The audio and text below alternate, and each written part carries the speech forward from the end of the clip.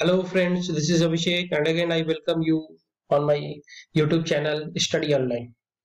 Today we are going to discuss an important banking terminology that is marginal cost of fund based lending rate. ये terminology बहुत बार आप लोगों ने newspaper पढ़ा होगा तो उसमें ये टर्म आपको दिखाई दिया होगा। आज का इंडियन एक्सप्रेस न्यूज़पेपर में अगर आपने नोटिस किया होगा तो ये टर्म आया है जैसे कि स्टेट बैंक ऑफ इंडिया ने MCLR को रिड्यूस किया है। The term is again very much important for your examination, whether you are appearing for UPSC prelims, SSC, banking and other examination. And this is very much vital for the banking examination. So ये समझना आपके लिए बहुत जरूरी है क्या है marginal cost of fund based lending rate. So start without wasting any time कि क्या ये term का मतलब होता है. What is MCLR? Reserve Bank of India introduces MCLR methodology for fixing interest rate from April 1st 2016।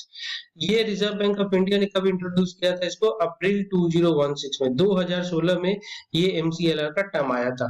The term was basically आपका आया था by the ex governor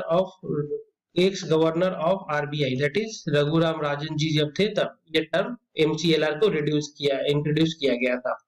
It replaces the base rate structure which had been placed in July 2010।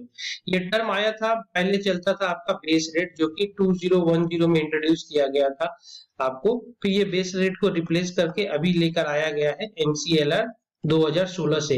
और आज के date में अगर बोला जाए तो ये MCLR को भी अभी फिलहाल रिड्यूस कर दिया गया है। इसके जगह पर एक टर्म लेकर आया गया है एक्सटर्नल बेंचमार्क लेंडिंग रेट जो कि 2019 से ये स्टार्ट किया गया है 1 अक्टूबर 2019।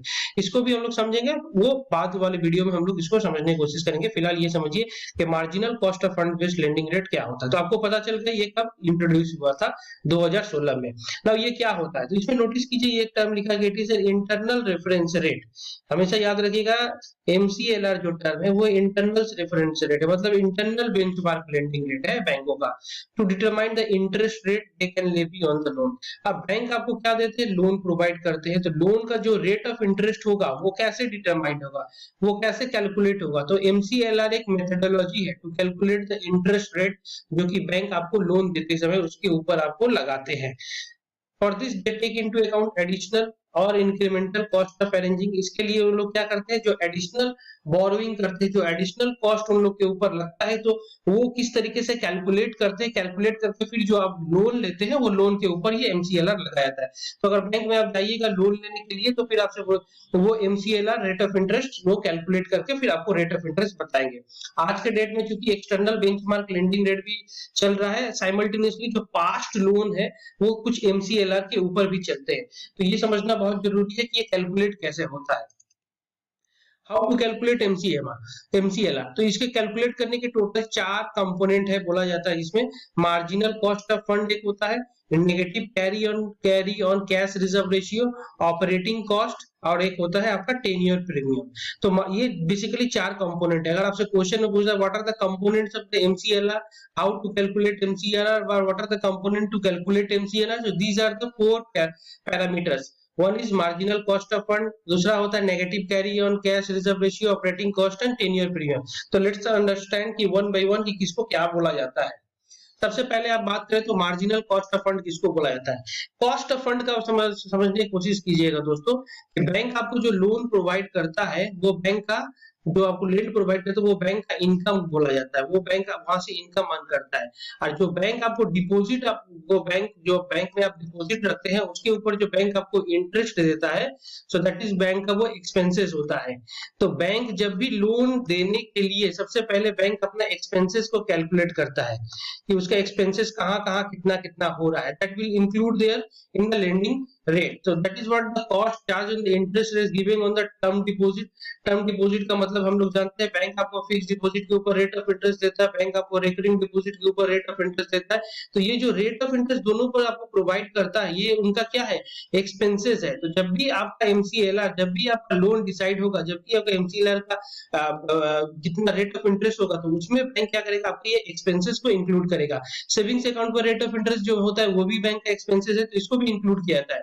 Apart from this, the cost is also charged on the borrowing and the return on net on worth। borrowing का मतलब यहाँ पर होता है दोस्तों रेपो रेट। बैंक क्या करता है कि रिजर्व बैंक से लोन लेता है। तो जैसा हम लोग जानते हैं कि आरबीआई बैंकों को लोन देता है, किस रेट पर? रेपो रेट पर देता है। और स्टेट बैंक ऑफ इंडिया फिर किसको लोन देता है? फिर ये पब्लिक को लोन देता है। तो जब पब्लिक को ये लोन देगा तो इसमें ये रेपो रेट जो है, ये इसका क्या हो गया? कॉस्ट ऑफ फंड हो गया। क्योंकि स्टेट बैंक ऑफ इंडिया को जो भी रिजर्व बैंक से पैसा मिला है, उसके ऊपर रिजर्व बैंक ने क्या किया है? एक रेपो रेट चार्ज किया है। जो रेपो रेट चार्ज किया वो बैंक का एक्सपेंसेस हो गया। सो दैट इज व्हाई यहाँ पर क्या हो गया? रेपो रेट को ये कॉस्ट ऑफ फंड हो गया। जितना भी सारा डिपॉजिट्स और सेविंग्स रेट होता है वो आपका कॉस्ट ऑफ फंड हो गया। तो ये सब जो भी कुछ इंक्लूड किया था, इसको बोला था मार्जिनल कॉस्ट ऑफ फंड। मतलब बैंक जब भी आपको लोन प्रोवाइड करता है, उसमें एडिशनल जितना भी वो बोरो करता है, उसका जो रेट ऑफ इंटरेस्ट वगैरह जो भी कुछ होता है, तो वो उसमें कैलकुलेट करता है। मान लीजिए आज बैंक आपको लोन प्रोवाइड किया एट द रेट ऑफ 7%।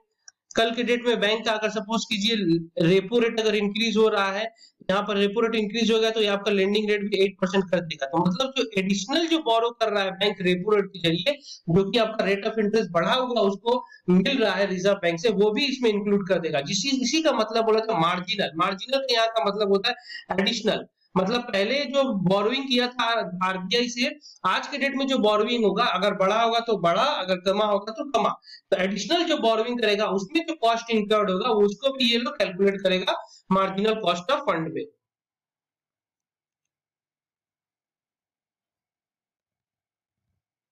अगर हम बात करें negative carry on cash reserve ratio का, तो इसका मतलब क्या होता है?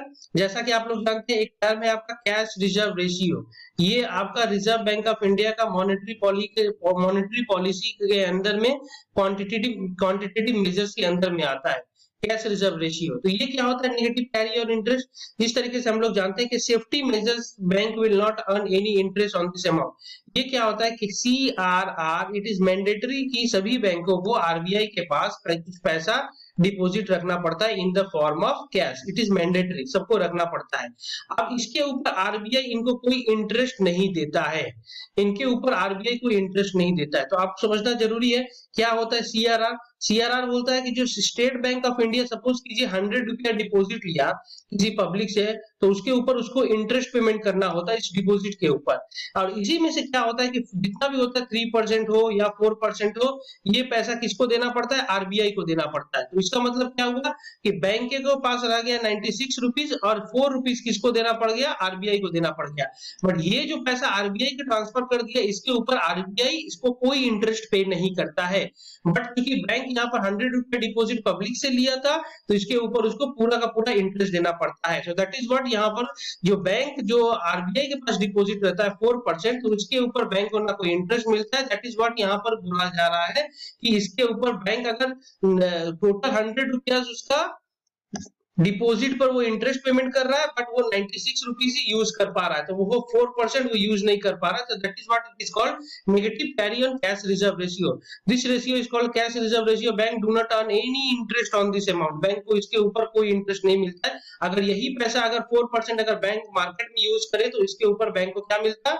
इंटरेस्ट मिलता है। So that is what they are not getting any interest on the CRR.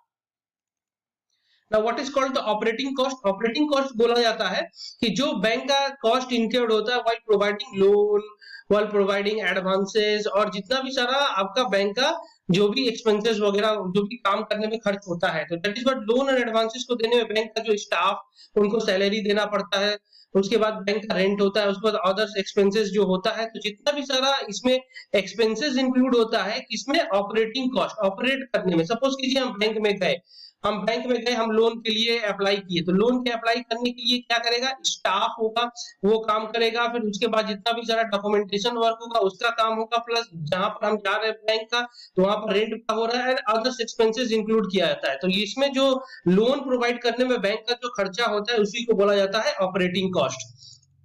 And जो लास्ट जो है आपका टेनर प्रीमियम। इसका मतलब क्या होता है कि मान लीजिए हम लोन ले रहे हैं 5 इयर्स के लिए, और कोई लोन ले रहा है सपोज कीजिए 15 इयर्स के लिए, कोई लोन ले रहा है 20 इयर्स के लिए।